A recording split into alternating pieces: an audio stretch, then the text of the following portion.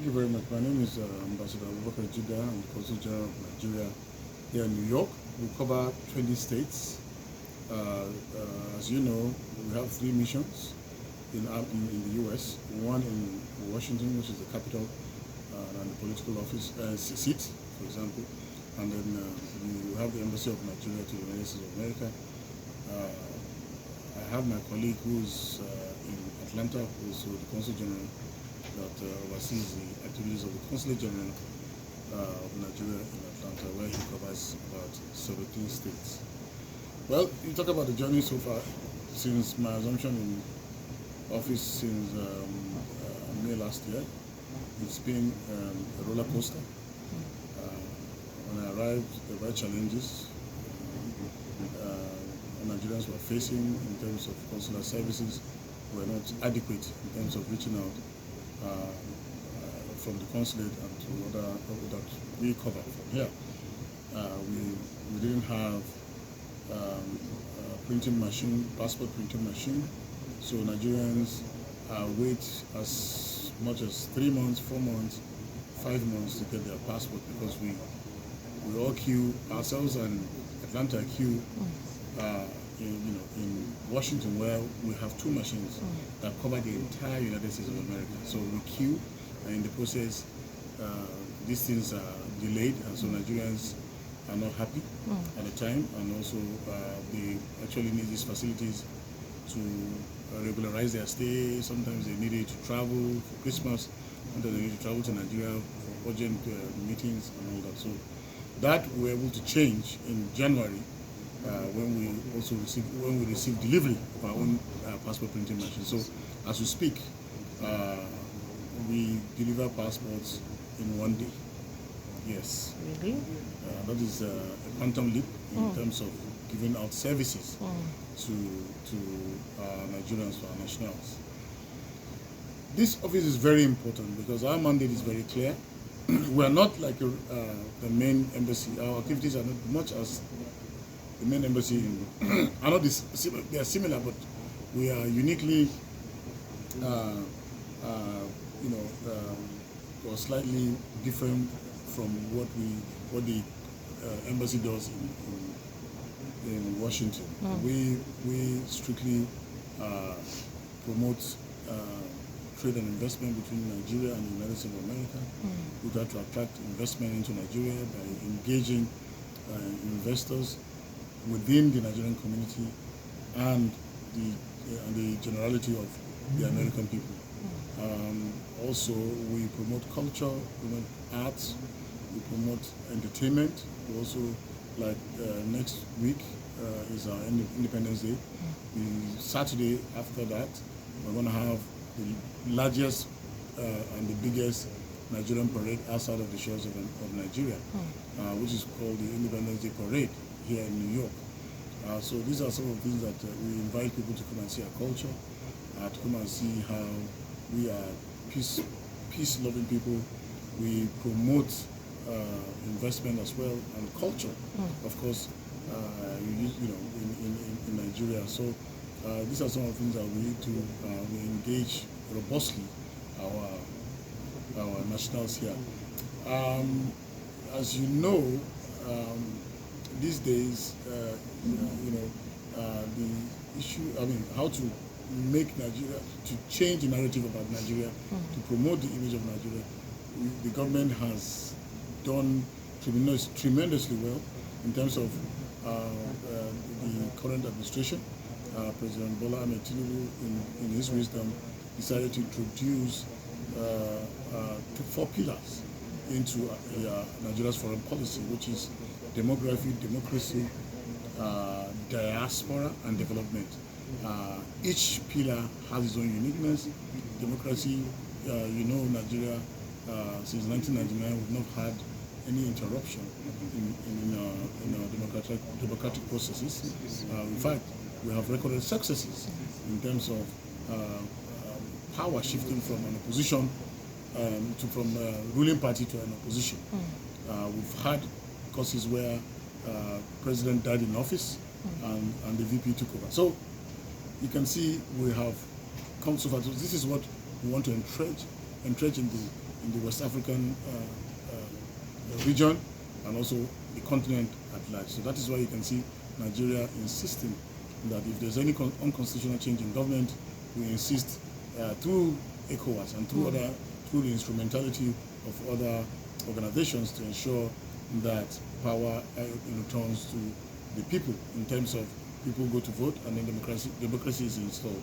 Is installed, yes. And then development, yes. You can see since the advent of this administration, President Bola Ahmed Tinubu has tried so much to bring in investment, in terms of to develop the infrastructure in Nigeria, to ensure that Nigeria compete favorably with, globally, especially within the South-South.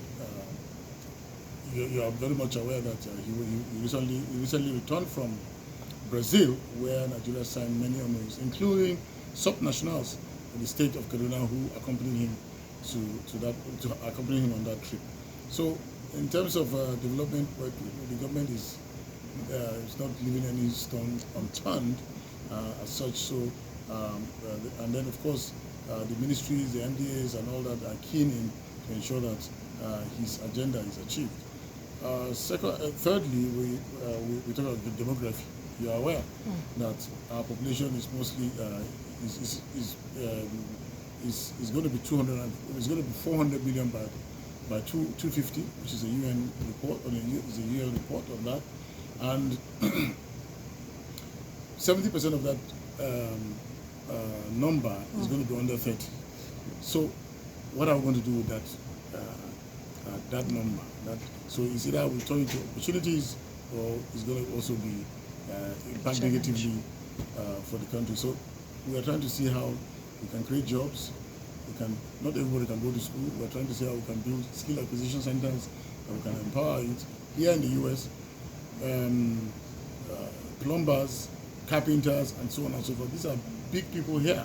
You can't see them without booking an appointment to see them. So we want to ensure that we build skills, we export skills, because in Germany, for example, they came out with a law, they enacted a law that to import skills from the rest of the world. So India is taking advantage of that because of their ICT background and all that, and the policy on ICT in that country. So we must be seen doing something to empower our youths, and also this is an area. So coming back to the last one, which is very important, the diaspora.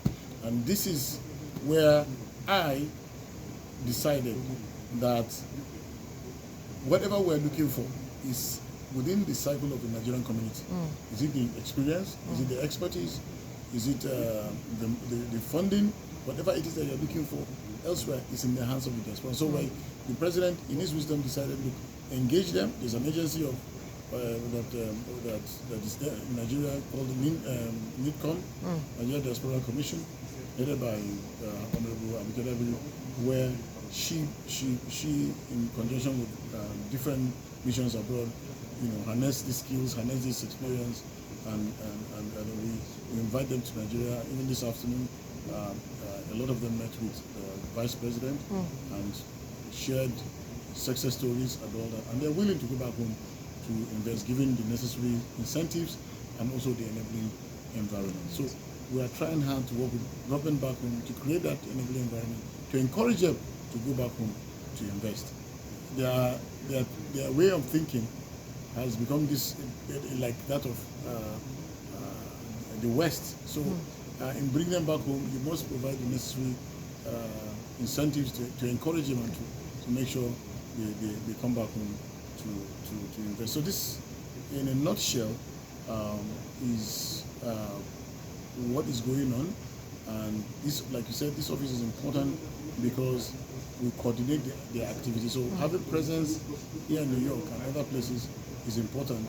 Nigeria having presence, that we engage them, we have a town hall meeting, we want to know their challenges, we want to know how they are faring, and also and where they have issues, we try to come and engage. So we don't only wait for them to come here to get consular services, but we also go to them. We also conduct intervention exercises in different states. How often do you do this? Well, depending on the demand. Last year we were in Chicago. We conducted the exercise for about 500 Nigerians, and we were able to deliver their passports all in 3 months, all of them, which is not the case in the past. So this is how far we have fared in the last 1 year. Oh, beautiful. These are very great achievements. But you find some of them complain about, maybe attitude, maybe the way they are being treated, and your coming on board is bringing a different air to this. So how will this be fully taken care of? So at the end of the day, they can raise thumbs up. Let me say something. Yeah. There's no Nigerian that in my 25 years almost 25 years in the foreign service, I have never seen any Nigerian, except those that are sick and all that we had to pay their ticket back home, who wanted to move back home. But no Nigerian has ever come here to beg us for money. No Nigerian. All they come for here is for one consular service or the other. Now the thing is, Nigerians needs to be listened to. You don't just, this is their house. So you must listen to them, you must attend to them. If you can't do anything, tell them, no, we cannot do this at this time. But sometimes when you don't answer them, they call the embassy, you don't answer. They send emails, you don't respond. They try to come here, they are fenced. And they see us as enemies. But now we're beginning to change that narrative. That is why we created the town hall platform. I have a town hall within my jurisdiction, and I will have town hall in conjunction with the mission in our embassy in Washington and Atlanta, where we cover the entire United States. And we take notes. Somebody will say for 3 months he was pursuing his passport, oh no, he doesn't know how to reach. We take notes, and then we reach back to them and respond to what So they are finding that is changing the narrative. That is making them to now have confidence in the embassies and the Nigerian missions abroad. So now, whatever it is we are doing, we invite them. We're going to have a flag raising. We've invited the heads of the communities to come, leaders of the communities to come there to make speeches and all that. So when there's engagement between the missions and the community, then it makes it easier for the community to now begin to have confidence in the consulate and other missions that we have here. Wow, thank you very much, sir, for the time. One more last question. Please. Okay, so we look at communication, we look at interaction, and also we look at an enabling environment. These are three important elements that they always want to dwell on. So what will you be doing going forward looking at this? You mentioned it. I try as much as possible to attend their meetings.